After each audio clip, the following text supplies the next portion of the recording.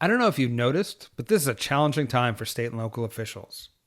We're having to rapidly embrace a 24/7 digital world in the midst of a pandemic. Luckily, iConstituent.com is on a mission to help digitize services with the first platform designed specifically for the elected official to manage one-to-one personal engagement. See for yourself how their texting outreach tools are making positive impacts during the pandemic, from the city of Los Angeles to the halls of the U.S. Congress. They allow leaders to leverage data sets of constituent phone numbers to share updates on COVID and assist constituents with breaking through the red tape to get the help they need. Visit iConstituent.com to access recent case studies and get started with 5,000 text messages at no cost. Again, that's iConstituent.com.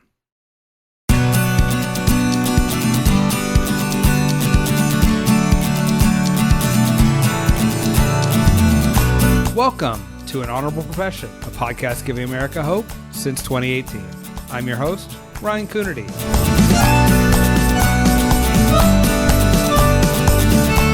I'm proud to say that we're closing in on both our second anniversary and our 50th episode.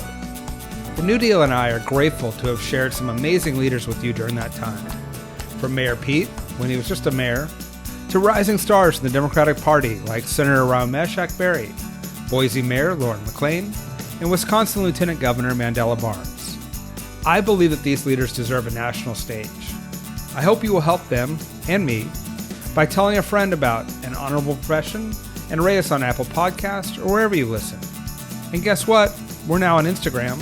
Follow us at #AnHonorableProfession. Welcome to a special episode of An Honorable Profession.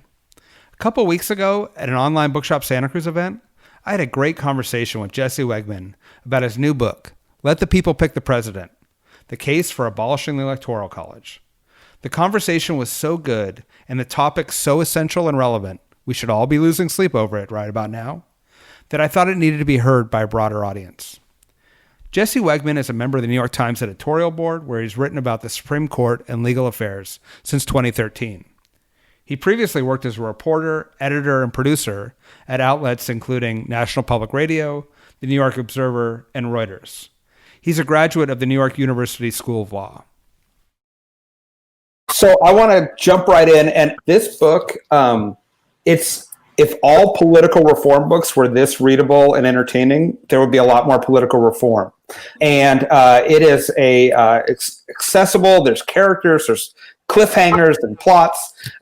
Jesse Wegman's done a really good job at outlining the case for abolishing the Electoral College. And for those who haven't read the book, I'm going to ask Jesse to make his 5-minute pitch for why this institution needs to go and sort of why you became passionate about it enough to write a book. Sure. Well, thanks, Ryan, and thank you, Carell, and to the Bookshop Santa Cruz family for having me. This is a really exciting opportunity for me to talk to you all. I'm sorry it can't happen in person, but it's actually just a treat to be able to talk to people all over the country in places that I can't be physically now. So thanks for inviting me into your homes and to the store. I started this book shortly after Donald Trump was elected through the Electoral College, the second time in most of our lifetimes that this has happened. And, I thought it was a fairly obvious point then that I think most people agree with, the idea that the person who wins the most votes should be the president. I think most people agree with that principle. And when they say they don't, really it just means it didn't happen for them the last time. I think on the inside flap of the book jacket, I have this famous quote from Donald Trump: "The Electoral College is a disaster for democracy." Why did Donald Trump tweet that? He tweeted that on election night in 2012, when he thought briefly that Mitt Romney was going to win the popular vote and lose the Electoral College to Barack Obama. So it's just a shorthand way of showing that everybody hates the Electoral College when they think it's going to hurt them. It's hurt Democrats twice in the last 20 years, but that says nothing about its ideological or partisan balance. It really just it hurts everybody for reasons we'll talk about. But I want to say a little bit more, which is that, I wrote this book, I researched and wrote it in a different world. As Carell mentioned in her really nice introduction, the country is now undergoing two really traumatic and convulsive events with the pandemic on the one hand, and now the protests and in the response to police brutality and the mistreatment of Black and brown citizens in particular. And I think I actually, at first I didn't immediately see all the connections, but now I actually think there are some important ties that tie the argument of this book and the ideals behind it into this moment. On the one hand is the pandemic, which has so upended so many of our assumptions about how things work. We have seen very quickly that the way the world is not necessarily the way the world has to be. And things that we thought were set in stone are suddenly not. People are working from home. People are living in different places. People are just living their lives differently. And it's leading us to also question, I think, some very fundamental institutions that we live with. I think the Electoral College is one of these, and I think it gives us a chance. Something upending as this pandemic, I think, really lets us step back and say, wait a minute, is the world the way that it is, the way that it has to be, or are there other possibilities? So I really think we're in a moment of unique political opportunity here, and it's one that we should try to take advantage of.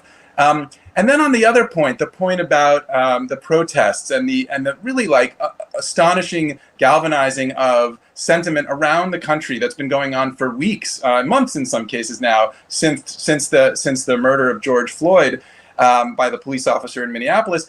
I really think, what that is about in so many ways is the silencing of the voices of so many Americans, particularly those of color. And I think it's a cry for saying, listen to us, listen to our voices, let us be a part of this political community, of this legal community. We are not being included, and we are not getting to be decision makers in how we are treated in this country. That's obviously been a problem for much longer than the last 3 months, but the voices are really speaking up more loudly now. And that's really what's at the heart of the challenge to the Electoral College as well, is that it silences millions of Americans' voices. It makes them feel completely irrelevant to the choice of the leader of the country and basically ignored by the two major parties that run the country.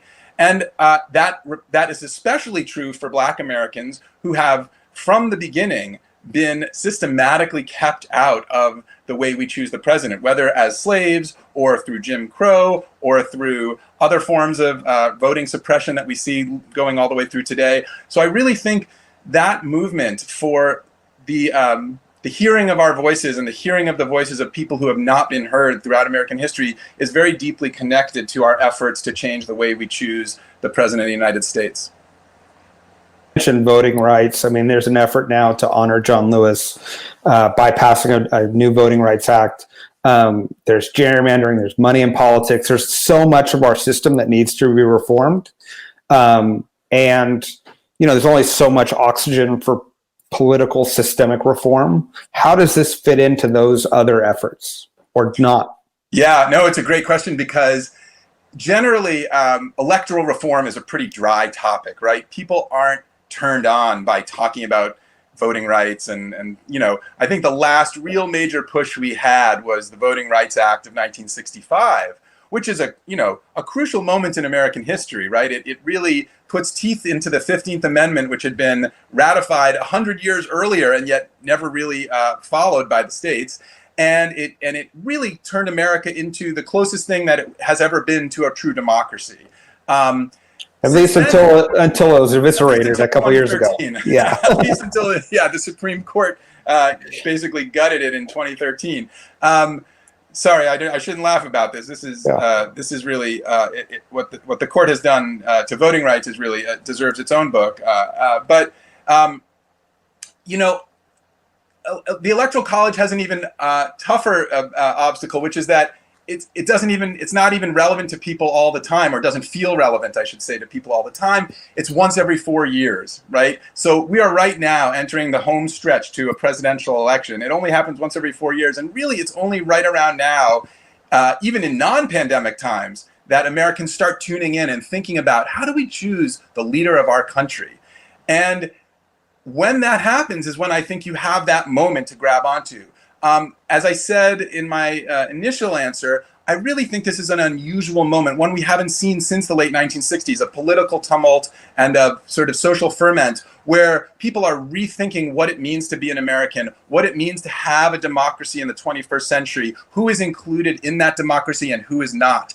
And I think Donald Trump in some ways is really doing us a favor by laying out quite explicitly his vision of what American democracy is, and from my perspective, it's a very exclusive one. It's a very hierarchical and discriminatory one. But I'm in favor of majority rule, and so we're going to see if most people agree with that. They did in 2016. I think they will again in 2020. But I think the fact that most people could agree and Donald Trump could still be reelected is what is so offensive to our basic ideals of democratic rule, which include the idea of majority rule, that the majority will governs the day. So I really think when people can focus on that and think about how much that central ideal of our democracy is violated by the Electoral College, I think then you have that opportunity to say, think about changing the system while we have a chance. And can you talk how did we get this historically? And there's a lot of myths around the Electoral College that you explode. Can you talk a little bit about what's sort of the basis, and then what's the arguments for not doing it, and why are they wrong? Sure. What are the arguments for not abolishing it? Yeah. So the story behind the adoption of the college is a fascinating one that I learned much more about in researching this book. I was actually embarrassed that I didn't know it better. I went to college, I went to law school, I have a law degree, and I didn't know a lot of the history here. So I was a little bit chastened by that. But I really I was fascinated as I read the histories of the Constitutional Convention in Philadelphia in 1787, what led up to it, what came out of it, scholarly responses to it, both at the time and more currently. And I think one of the main points to take away from it is that, the story that most of us grew up learning is that the Electoral College was a sort of a part of the framers' intricate design of our constitutional system, that they put it there just as they put all the other elements of our system in there, the Senate and the House of Representatives and the presidency and the Supreme Court. And it was all very carefully thought out and laid out as a system of checks and balances, and brilliant men with foresight and perspicacity. And it's not true. The founders were brilliant men. They were brilliant political theorists. They understood quite a lot, in fact, about both human nature and how political systems could and should work. They also got a lot of things wrong. And I think one of the things that you learn when you look at the convention and how the founders put together this system is that they had no idea how to choose a national leader of a republic. I mean, they were doing this for the first time in world history. No one had done it before. So they were drawing on all kinds of influences. They were arguing with each other. They fought the entire summer about this. There was no issue that was more vexing to them over the course of that summer in 1787. They said this after the fact. They said it was the hardest thing we had to decide. They started debating it at the beginning of the convention at the end of May, and they did not finish until the final days in early September, when a few delegates just got together in a side room of the convention hall and basically hammered the thing out after nobody could agree on any method. And the system that they came up with today we call the Electoral College. They did not call it that. And that system was basically, with some important adjustments over the years, that is the system that we still live with today. And the important thing to remember is that they didn't really think ahead about how it would play out, because they knew that whatever system they put in place, George Washington was going to be the president. It was a done deal to them. George Washington was sitting there. He was the presiding officer in that convention hall. They all admired him. He was the most respected man in America. They knew he would be the president, and so it sort of didn't matter what system they chose. As it turned out, the system that they did choose collapsed almost immediately. Within a decade after the ratification of the Constitution, political parties, national political parties, had begun to develop. And this was not something the framers had anticipated, and it completely changed the way the Electoral College ran. It did not operate as the framers claimed that it should, which is as this body of deliberative men who would know more than the rest of us and make the right decision about who should lead the country. It was basically what it is today, which is two teams battling it out, fighting for their sides, and not really caring about who was best for the country. It was who's on my team and who's the leader of my team. That happened as soon as 1796, and it happens today. So, there are other really important elements in there too, which include slavery, which I'd like to talk about. But as a general matter, the main point I want to get across here is just that it was not a carefully designed part of the system. It was a last-minute, cobbled together compromise that really nobody thought about beyond that first election and getting George Washington into power. Yeah, the Constitution is very much a political document as a legal document. Can you talk about the implications and connections of slavery? Because I think it is important in this time and place to recognize that. Absolutely. So obviously, slavery, the maintenance of slavery as an institution, the protection of the interests of the slave-holding states in the South, those things were central to every deal that happened at the Constitutional Convention. Our Constitution is threaded through with protections of slavery and acknowledgments of the interests of slavers, right? And we know this from just our basic history. I'm not reviewing anything here. I think the part that I think a lot of people didn't know until recently, when some historians and legal scholars have really been calling attention to it, is how the Electoral College itself is really a product of those compromises. So the biggest compromises at the Constitutional Convention were the two that created our national legislature, right? The Senate and the House of Representatives. And both of those contain really built-in protections for the slavers. So the Senate gives every state an equal voice, right? That means that states, no matter how big their population, would have, or no matter, I should say, how big their voting population, would have equal power in the national legislature. That's an incredible sop to the slave states who were keeping, up to 50% of the residents living there in chains and obviously not allowed to vote. Then you have the House of Representatives, which is in theory the people's house, right? The house that represents people by their states by their populations and not just as states. And yet even there, they introduced the 3/5 clause, which is the notorious compromise by which slave states were allowed to count their slaves as 3/5 of a free white person for the purposes of representation in Congress. That meant that these slave states had more representation in Congress and thus more political power as a result of their slaves who obviously were human, who were property. They couldn't vote. And that actually altered the outcome of elections throughout the early 19th century. There was no secret about this. They called it the slave power. It's generally understood that Thomas Jefferson won in 1800 in large part due to the fact that slave states in the South had more representatives in the House and therefore more electoral votes than they would have without being able to count 3/5 of their slaves. So that's a really, our method of picking the president is literally threaded through with slavery and with the protection of slavers and with the treatment of black people as property rather than as equal citizens. It follows through all the way to today, I think.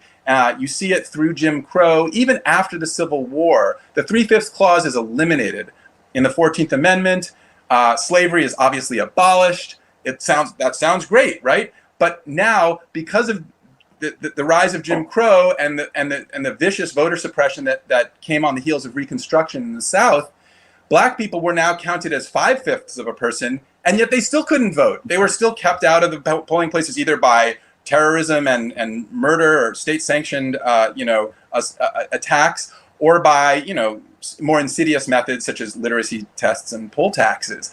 And so here it was, the South was still getting to count their black now citizens as full people, and yet they still weren't getting to vote. And even today, we can see the echoes of that persist in the South, where black voters overwhelmingly cast ballots for Democrats, and yet they're completely erased when it comes to the Electoral College because of the statewide winner-take-all rule that came up a little earlier. That rule, which says states adopt that rule. It means they give all of their electoral votes to the person who wins the most votes in the state. In the South, there are in most of those southern states, there are more white voters than black voters, and the voting there is very politically polarized. So white voters vote for Republicans, black for Democrats. That means that all those black voters, millions and millions of black voters across the South, are basically invisible in the voting for president. So from the very founding until today, we see the echoes of slavery repeating again and again and again to keep black people in particular from having any real say in our political system.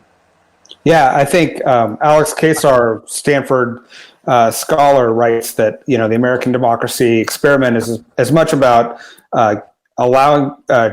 preventing people from having the right to vote as it is about having the right to vote. And the announcement this week, the Trump administration trying not to count undocumented people as citizens in the Classic. census, is another way to contort power through this apportionment process. Yep.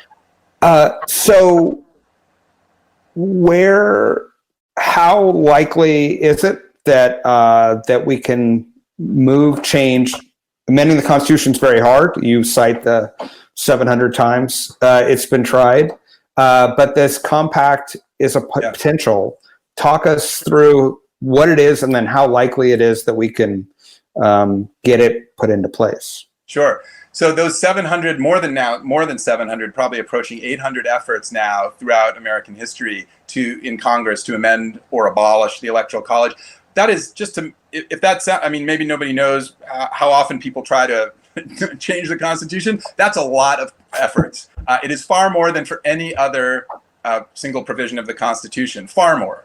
And I think the reason for that is self-evident, which is people have seen throughout American history the unfairness of the system. James Madison himself tried to amend the Constitution to abolish the state winner-take-all rule. I'll explain in a minute just how that rule is so pernicious and why it is so distorting of our national politics. But throughout American history, there have been these efforts, right? They've been in Congress. They have been attempts to amend or abolish the Electoral College through the constitutional amendment process. There has been one successful attempt, and that was the 12th Amendment, which was ratified in 1804 very quickly. It dealt with the disaster that had occurred in 1800, where the original design of the Electoral College had not, as I said before, counted on the existence of political parties. And so the framers gave all the electors 2 votes. And the understanding was they would just cast their ballots for the 2 people they thought were the best to lead the country. The person who got the most votes would become president, and the person who got the next most votes would become vice president. And it didn't occur to them that those people might be from different parties. It also didn't occur to them that the votes might tie, which is what happened in 1800. And there was no way for the voters, the electors, I should say, to distinguish who they wanted to be president and who they wanted to be vice president. So the 1800 election was a complete disaster. It nearly toppled the young country before it could really get off the ground because of this fight over who was going to lead the nation. Eventually, thanks to Alexander Hamilton's backroom shenanigans, Thomas Jefferson becomes the president. And then Jefferson says, we're not letting that happen again.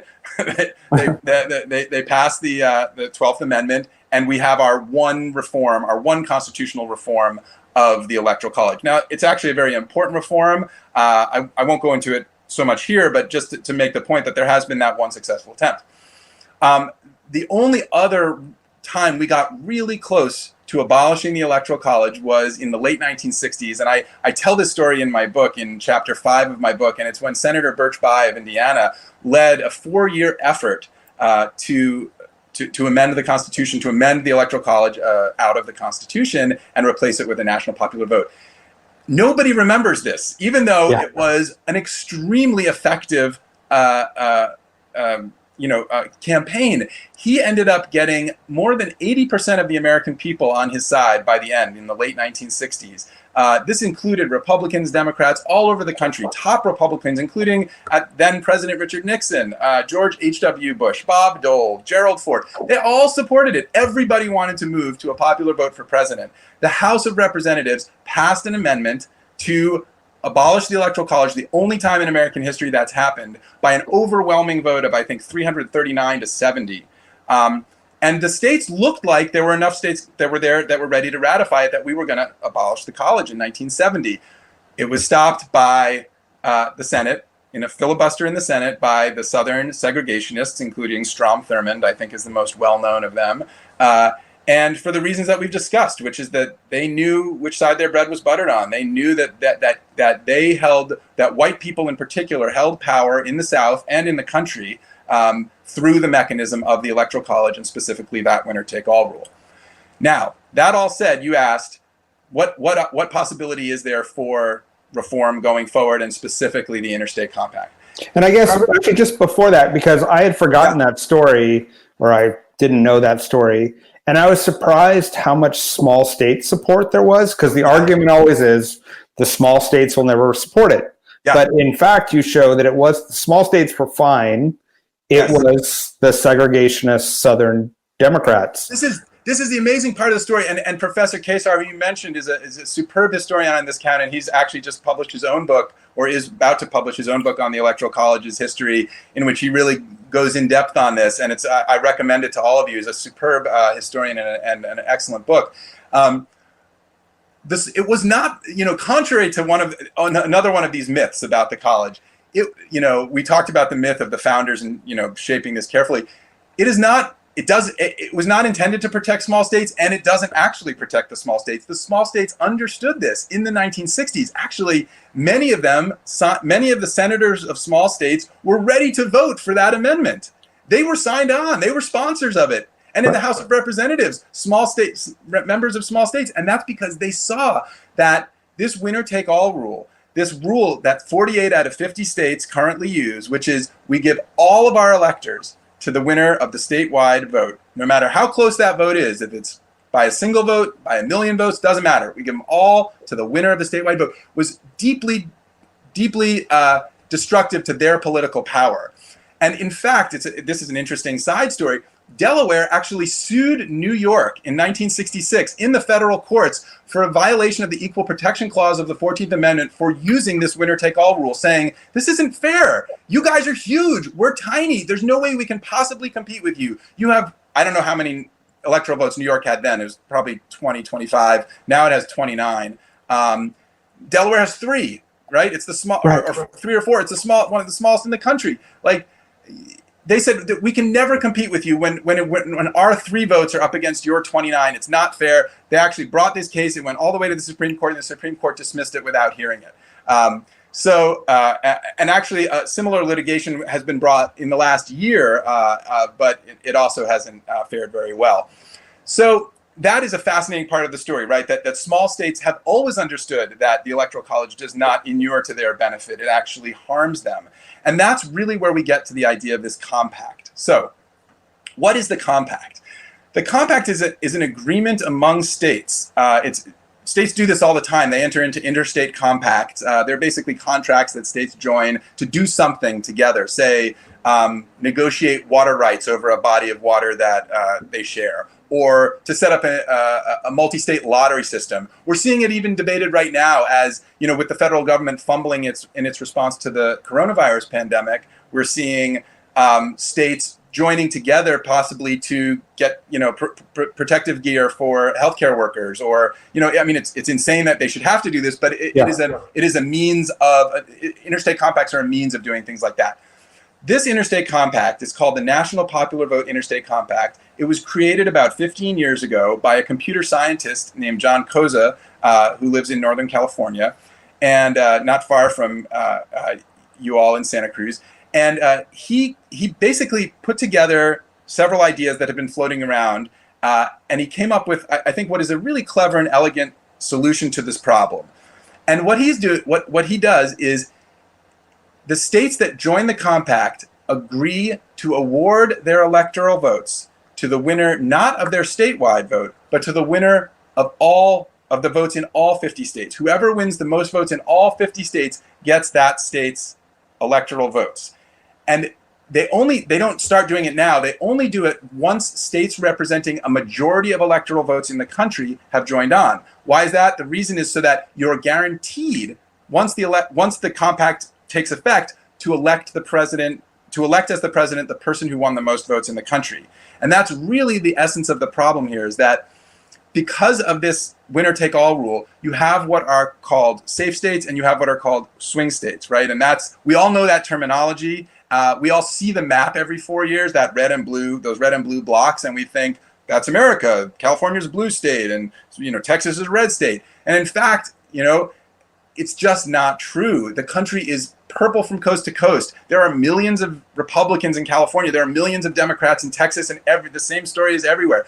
But because of this winner-take-all rule, when a state is far enough apart between the two parties, they don't even bother contesting it, because nothing they do, no amount of campaigning or of ad buys or of appeals to that state's representative citizens is going to change the outcome in that state. And that is the case in about 40 to 45 states every year, which means the candidates of both parties could not care less about what goes on in those states. They only focus on the so-called swing states, where the margin of polling is so close that you really could make a difference if you go to that state enough, if you campaign there, if you have a policy platform that appeals to the voters in that state. Say you support fracking in Pennsylvania, these kinds of things that are very, very, very specific policy interests in specific slivers of the country.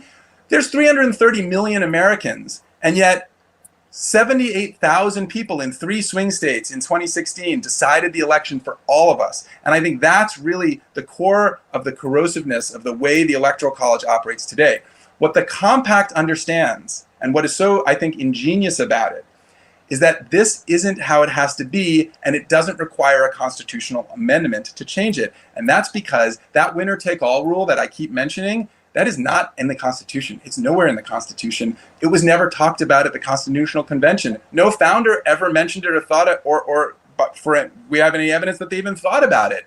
It is a state law. States pass it as a law as a way to give themselves as much political clout as they can, because they can say to their preferred candidate, hey, if you get the most votes in our state, we're going to give you all of our electors. That gives a state a lot of political clout. So the states can change that law tomorrow. So there are now 15 states and the District of Columbia have joined this compact, and they have agreed that once states representing 270 electoral votes join together, they will award their electors differently than they do today. They will award their electors to the person who wins the most votes in the entire country. Those 15 states in DC now represent 196 electoral votes. That means 74 more electoral votes join, and the compact kicks in. We elect the president by popular vote, and the candidates have to care about everyone in the country, not just the swing states. An Honorable Profession is a New Deal Leaders podcast. The New Deal is an organization that supports the next generation of American leaders. As proof, if you haven't already, I encourage you to listen to our recent episodes with leaders like Michigan Lieutenant Governor Garland Gilchrist, Tulsa, Arizona Mayor Anna Tovar, and John McCarthy, the Deputy Political Director for the Joe Biden campaign. You can find these episodes at newdealleaders.org or wherever podcasts are found. Now, here's my conversation with Jesse Wegman. To a question that a good question we've gotten from Esther, after the 2020 election, do you think there will be the political momentum and interest for those remaining 74 electoral votes from states to be added to the compact? It's a great question. The course of the compacts, the adoption of the compact has been really interesting to watch. So it started, as I said, in 2004. I think it got its first member state in 2007. I tell the story of the compact's creation and of its development in the book in chapter 7. Maryland was the first member state, and then states just kind of have kept joining. I think there were roughly 4 or even 6 states that joined in 2019, and that was after the 2018 midterms. A lot of Democratic there was a lot of Democratic takeover of a lot of state houses, which led to the passage of the compact in those states. And that reveals a pattern we've been seeing, which is that all of the 15 states and DC are led or were led at the time they passed the compact by Democrats. That makes it look as though this is a Democratic plot to take over America by some backdoor effort. It's actually just not true. The compact is run by a group of political activists and consultants who are both Democratic and Republican. There are Trump supporters who are involved in this compact. I was just talking to one of them today. He and I agree on probably nothing else in American politics except this issue. He feels as strongly as I do on the principle that we need to elect the president. In that electing the president requires treating all votes equally and making sure that all votes in the country matter, not just the votes of a few thousand voters in some swing states. So the problem is, how do you get the red states, and I hate using even that terminology, how do you get states led by Republicans to join the compact? Well, in fact, they were quite close to passing the compact in 3 Republican states in 2016. Georgia, Utah, and Arizona were all very close, and then we had the election.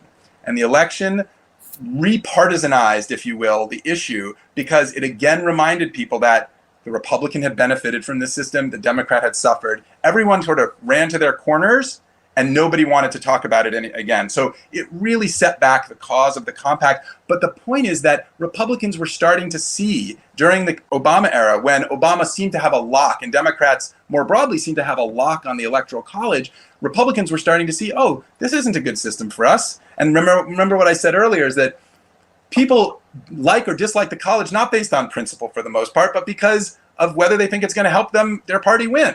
So Republicans were starting to see this, and I guarantee you, for example, as the questioner asked, is there going to be momentum to change this system? I guarantee you, I'm hoping we don't have another split election for many reasons. One of which is that I think it's just very traumatic to the country to have a non-majority president. Another is I personally don't want to see Donald Trump in office for 4 more years. But here's what I can tell you. Even if there is not another split, usually it's the splits I think we've seen, the splits that kind of generate the most visceral reaction in Americans, right? How can we elect a president who lost the popular vote, right? People get really upset about that. Even if that doesn't happen, here's what I think you could see happen. First of all, if there was a split but it went the other way, meaning the Republican won the popular vote and lost the Electoral College, the Electoral College would be gone tomorrow. But I think, for example, let's look at Texas. Everyone's talking right now about Texas possibly going for Joe Biden. That just means, like, I think it's unlikely to happen, but you know, Trump's style of leadership, or whatever you want to call it, is not engendering a lot of traditional support in conservative areas, in some conservative areas, and Democrats are particularly energized. Texas is going to be close. If Texas ever goes for the Democrat, forget it. The Republicans will quickly see that they have no path to the presidency without Texas. If Democrats win Texas, I think you're going to see Republicans starting to say, wait a minute, this is not the way to elect a president. So that's one possible path. But I agree that if say Texas stays, you know, in the Republicans' corner, and if Joe Biden wins the popular vote in the Electoral College, I fear that the issue will recede into the background because we have so many things to worry about, and it will be 4 years before we even have to think about this again. That, to me, would be a tragedy, because part of the message of my book, and what I really want to get across, is that the Electoral College is causing harm to our politics and our policy, even when the candidate who wins the most popular votes wins the presidency, wins the Electoral College. And that is because of this swing state, safe state problem. It means that the president and the candidates for president care only about those states and their interests. And they focus the vast majority of their attention, their advertising, their policy platforms and proposals to those states. And that really is a distortion of the greater American polity and what people want in this country, what majorities of people want in this country. Absolutely.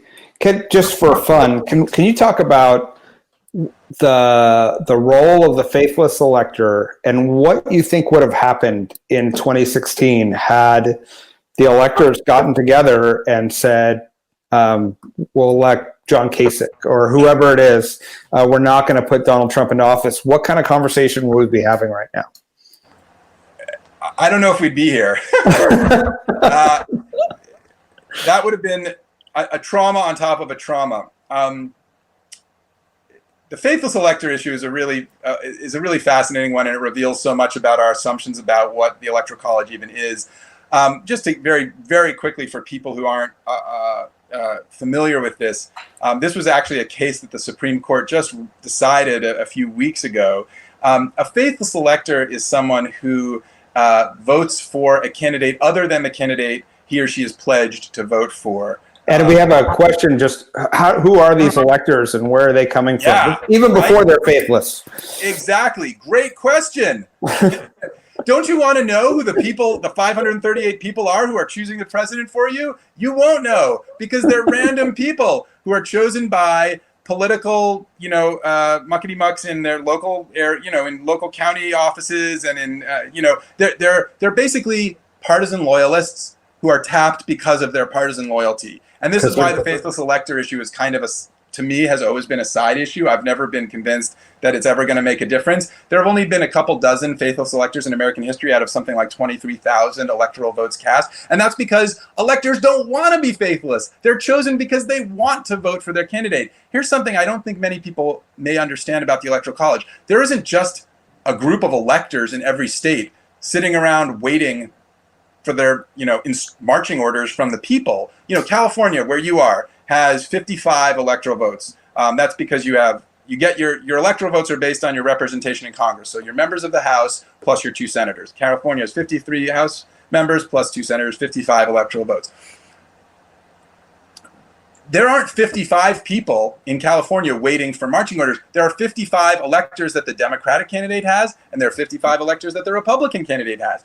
And whichever candidate wins the most votes in California, that candidate sends his or her electors to the state capitol in Sacramento to cast their ballots for president on December 19th. Those people were chosen because they supported Hillary Clinton, or the Republicans were chosen because they supported Donald Trump. They don't want to vote for someone else. The reason that we had this thing happen in 2016, and I spend the introduction to my book telling the story. It's a crazy story that already 4 years ago people have forgotten. Was there was this attempt by a group of electors to try to get it was Democratic electors who started it, but they called themselves Hamilton electors after Alexander Hamilton, who wrote the Federalist paper that claimed that electors voted based on their conscience. They were independent thinkers who were supposed to vote on their conscience.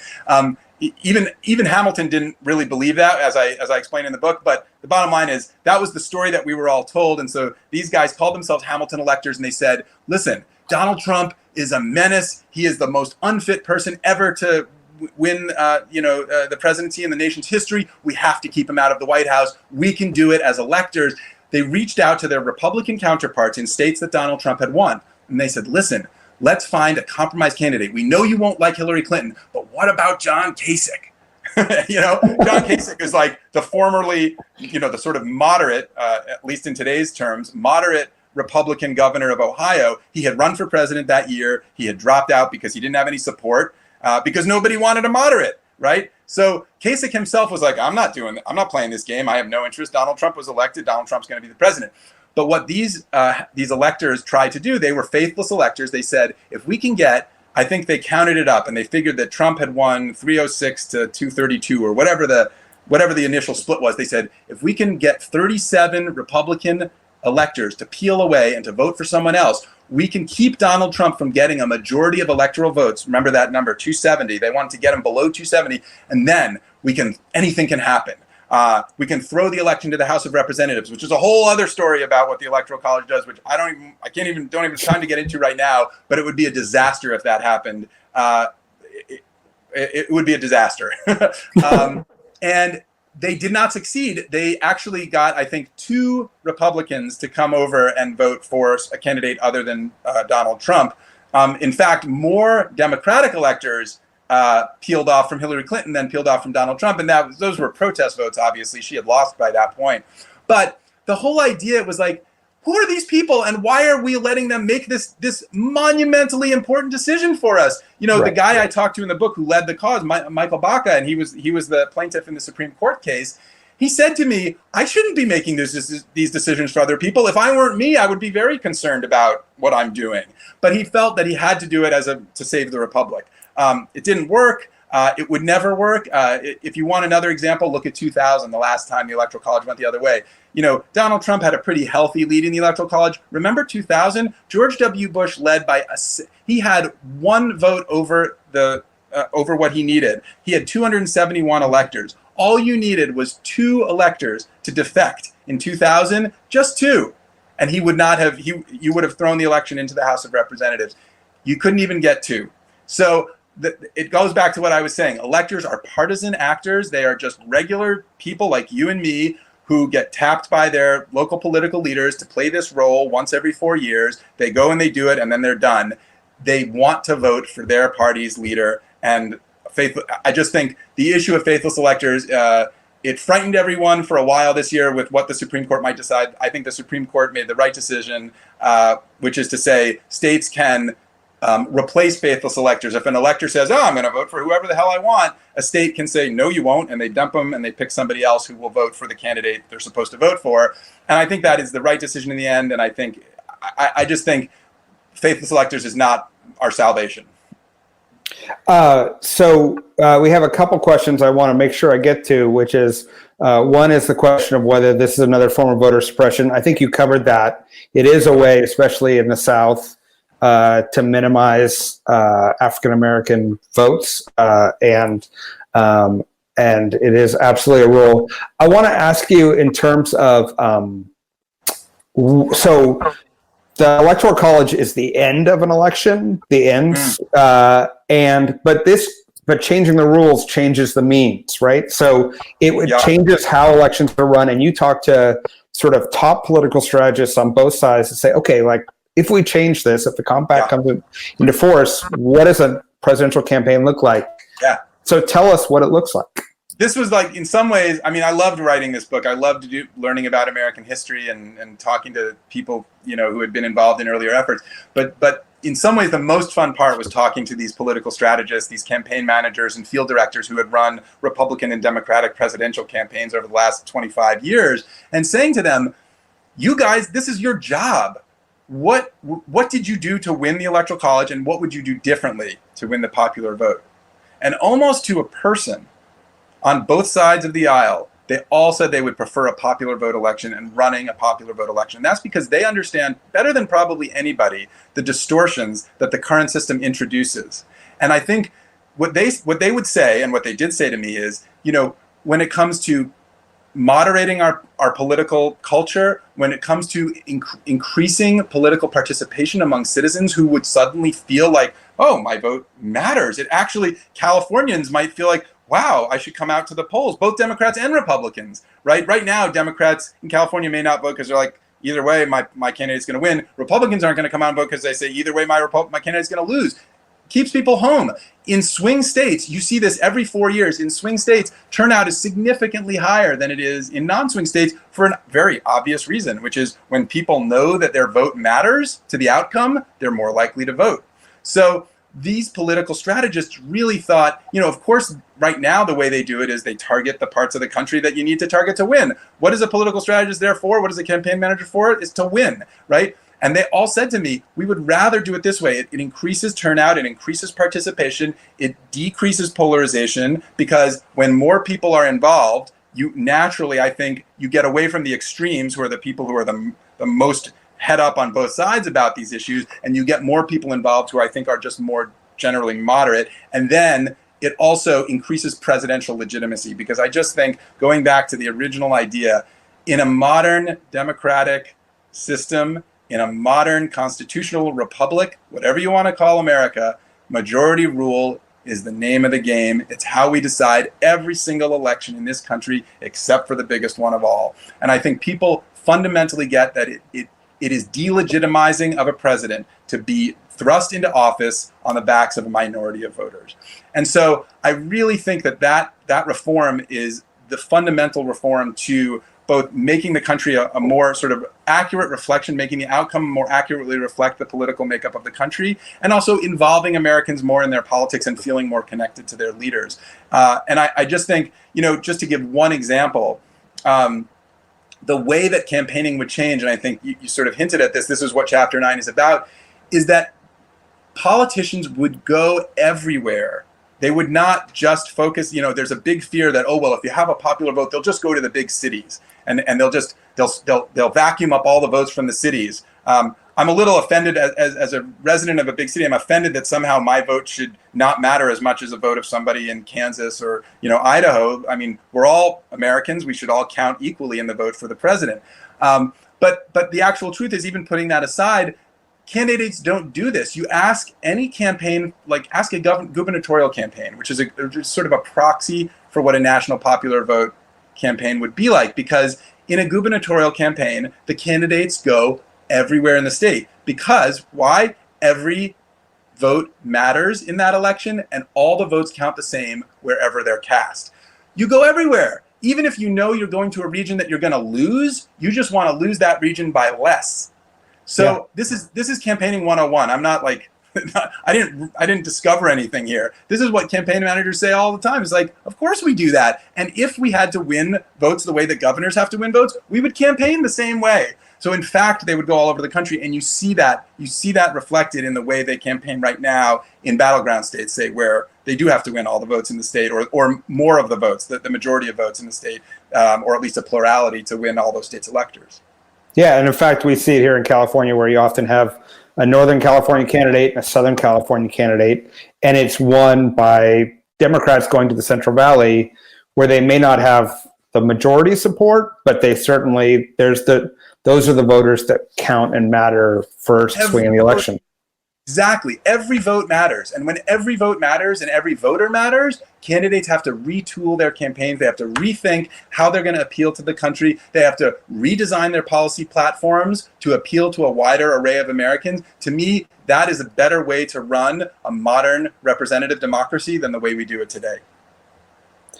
Would it have an impact on third and fourth parties getting in if we got rid of the Electoral College? I think it's a very interesting and complicated question that political scientists talk about endlessly. On the one hand, the quick answer is, sure, it could, because right now there's no incentive, or very little incentive, I should say, for these independent or third parties or fourth parties to get in the race. Why is that? Goes back to the winner-take-all rule. You got to win the most votes in a state to get any electoral votes at all. The most third-party candidates just can't do that, right? Do you remember Ross Perot in 1992? Ross Perot won something like 20 million votes in the country. That didn't translate into a single electoral vote. And that's because his support was wide but not deep. He didn't have enough voters in any one state to win electoral votes. So he spent tons of money. He won millions of votes, 20 million Americans. That's a lot of people. And yet they don't get represented at all because of the winner-take-all rule. So there aren't many third parties right now that really try, or they try, they end up playing a spoiler effect, as we saw in 2016 with Jill Stein and Gary Johnson, and as you saw in 2000 with Ralph Nader. That's basically the role they play. If you had a popular vote, there's really not that disincentive. There, parties can, candidates can just jump in and say, I'll win as many votes as I can. And a lot of people have expressed concern about that, saying, what's going to happen is there's going to be 16 candidates. They're going to split the vote, and the person who wins is going to have 25% of the vote. I mean, I understand that concern. I don't think anybody wants a president who is supported by an extremely small percentage of Americans. However, we've been willing to elect presidents who don't even win the popular vote in the country for the last 200 years. So I feel like we can adapt. But the bigger, one solution to that is an innovation called ranked choice voting, and that requires a whole other discussion. But the bottom line is, ranked choice voting is a method that has been adopted in the Bay Area and in several, maybe a dozen or more other jurisdictions around the country. And I think it's a brilliant innovation. What it fundamentally does is it allows for multiple candidates and multiple parties to participate in an election, and for voters to express their true feelings about which candidates and which parties they like best without causing that spoiler effect that I mentioned. So I won't get into the mechanics of it, but the bottom line idea is it allows for an election of a candidate with majority support, but it still allows for a fuller expression of voters' actual desires, so they're not feeling like they're just choosing the worst of two evils. Can I ask? Lesser of two evils. Yes. You've given us an amazing tour of the history and political implications of the Electoral College. We had another question, which I think is a good question, which is, how do you become a member of the New York Times editorial board? What's it like? And maybe we can wrap up a little bit about you as we wrap up our time together. Sure. I mean, my path to the board was unusual. It used to be a very different. When I joined the board, which was 7 years ago, it was some of the most esteemed names in sort of the previous 50 years of Times journalists. I was amazed. I just was amazed to just be sitting around the table with some of these people who had started their careers when John Kennedy was president. There was a traditional way that sort of people moved up through the newsroom and ended up on the editorial board later in their careers and really had a lot to offer with regard to their sort of having spent so much time around politics and news. Today, the board has changed quite a bit. I was the youngest member when I joined, and I'm now, I think, the second oldest. The board is a really different group of people now. It has more women and more people of color. It's changing. I love it. I really feel excited by my colleagues, and we have great discussions. We are the voice of the institutional voice of the paper. That's what we represent. And when we write unsigned editorials, we are representing that voice. We also write our own signed pieces under our names, where we're allowed to kind of take stake out positions that maybe the board wouldn't take as a whole. But it's an institution that used to be de rigueur in papers across the country, and it's been fading as I think the opinion industry has proliferated in the internet era.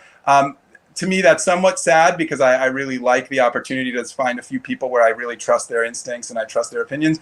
But it's still a really exciting job, and it's rare to have such a committed and wonderfully educated and diverse group of people who are sitting together, hashing out their opinions on the issues of the day, and then writing sometimes 800 or 1,000 words about it, sometimes on very tight deadline. That's just a thrill all the time. So, how many people usually write the articles? Is it a collaborative effort? Is it like the discussion before the article is collaborative? The writing is usually done by one or at most two writers. There have been a few pieces where we have quite a few people chipping in, but most of the editorials that are unsigned are written by a single author and then edited.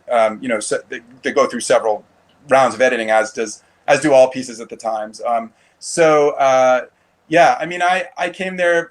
I had been in law school. I returned. I was a journalist before law school. I went to law school. I returned to journalism. I worked at the New York Observer, as Karel said, under a young boy publisher named Jared Kushner. You may have heard of him. I had to report to him for a couple of years. That's a whole nother story. And then the Times job became available, it was primarily covering the Supreme Court when I first joined. And I just said that seems like an amazing opportunity. And I applied for it and auditioned for it, and I ended up getting the job. I feel very lucky, and I've had a really great time. Well, thank you for your work on the board, and thank you again for this book. It is a fantastic read, just of the American political history and our current state of affairs. Enjoyable, and gives us a path to actually having a majority of Americans get to pick who their president is, which seems to be a novel idea. But thank you so much. Thank you so much for having me. Thanks for listening to An Honorable Profession. Please subscribe to hear more amazing leaders, and keep asking your elected officials to be honorable. Boots Road Group produces podcasts. I'm Ryan Coonerty, and because we keep things honorable, no tax dollars were used in the making of this podcast.